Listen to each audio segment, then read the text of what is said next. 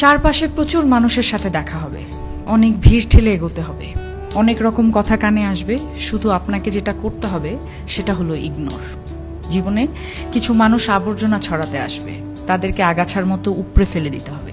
Life আপনার, বাউন্ডারিও আপনাকেই set করতে হবে। নেগেটিভিটি যেখানে দেখবেন সাথে সাথে সেখান থেকে দূরে সরিয়ে নেবেন নিজেকে। শুনতে খারাপ লাগলেও আপনার কাছের অনেক মানুষ আপনাকে খারাপ দেখতে চায়।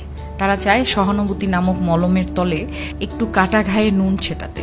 আপনি সিম্পলি সেই সুযোগটাই দেবেন না। অযথা তর্কে যাবেন না, বোঝাতে যাবার কোনো প্রয়োজন নেই।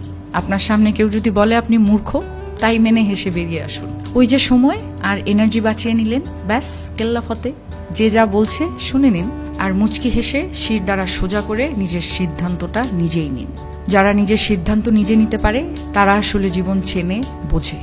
আপনাকে নিয়ে যখন বাকিরা সমালোচনা করতে ব্যস্ত থাকবে, আপনি ঠিক সেই সময়ে গাছ লাগান, ঘুরে আসুন, রং তুলি নিয়ে মনের মতো ক্যানভাস সাজান, বাড়ি গোছান, গল্প পড়ুন, পারলে আরও দুটো সাহিত্য পড়ে নিন, নিজের পুরনো ফটো দেখুন, ব্যাডমিন্টন খেলুন, ছবি তুলুন, চা খেতে বেরিয়ে পড়ুন, নামাজ পড়ুন, পুজো করুন।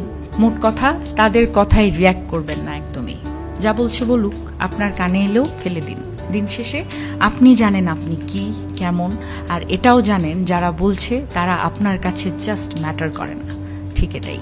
একটা বাউন্ডারি সেট করুন, একদম যাদের বা যার বুকে মিশে আপনি একদম শ্বাস নেবেন, যার সামনে আপনি আয়নার মতো দাঁড়াতে স্বাচ্ছন্দ্য বোধ করেন, শুধু তাদের কাছে এক্সপ্লেইন করুন, শুধু তাদের কাছেই ঝুঁকতে শিখুন। কারণ হয়তো তারা বা সে আপনাকে খারাপ দেখতে চাইবে না।